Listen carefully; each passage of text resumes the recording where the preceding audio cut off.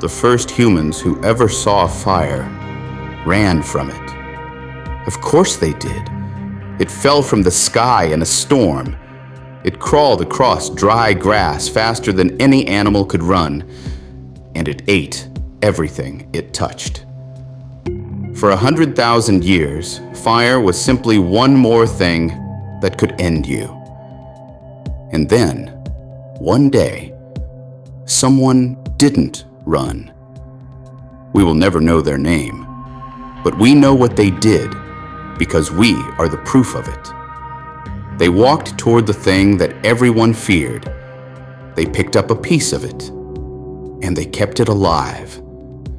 That single choice may have added more years to human life than any doctor who ever lived. Life has never been this forgiving. Not once in 100,000 years. Because fire did something we could not see. Everyone thinks the gift of fire was warmth or light. And yes, it was both. But the real gift was hidden. And it arrived the very first time someone held a piece of meat over a flame. Remember the enemy from last time? The parasites living inside raw meat. The worms that buried themselves behind the eyes. Heat destroys them. The moment we started cooking, the food that used to carry death became safe. That invisible war we had been losing for 100,000 years, we finally started winning it, without even knowing it existed. And there was a second gift. Cooked food is far easier for the body to break down, more energy for less work. And many scientists believe that surplus of energy fed the most expensive organ we own, the brain. We didn't just become safer around that fire. We may have grown our very minds on heat. Now stop for a moment and go further back than we ever have. Where did they even come from, these tiny creatures we fought since the beginning? The parasites, the bacteria. They are older than us. Bacteria have lived here for billions of years, long before the first animal, before the first tree. And go back further still, to the very start, the Big Bang.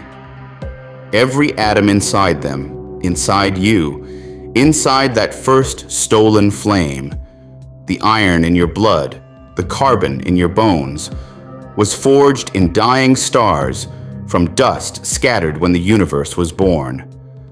The fire that saved us and the life that hunted us are made of the same ancient material. We were never separate from any of it.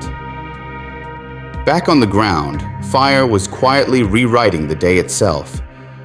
Darkness was no longer the end of everything. The night had a center now, a warm, bright circle where people stayed awake and talked and remembered. This is where stories were born, where knowledge began passing from one person to the next instead of dying with them. And once we could stay in one place, warm, fed, safe, a new idea became possible. Instead of chasing food across the land forever, what if the food came to us?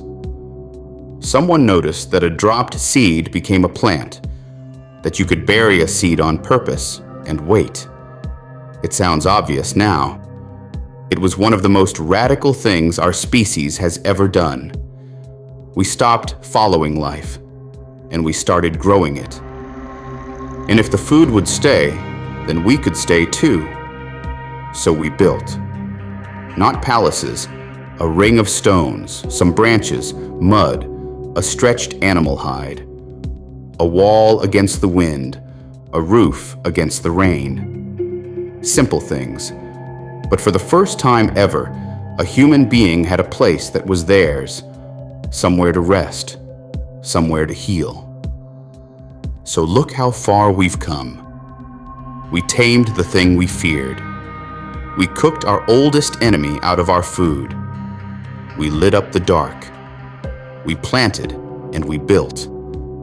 In one stretch of time, life stopped being something that only happened to us and became something we could shape. And that quiet work, making the safety we built last a little longer, is the whole reason HolioCare exists. But ask yourself something before you go. Every animal that ever gathered in numbers this large, what always found it? The lion follows the herd. The wolf follows the flock. And we had just become the largest, warmest, most crowded herd this planet had ever seen. Our food, our animals, and our waste, all in one place. Something was always going to follow us home. It already had a name. We just hadn't met it yet. Next time, we do.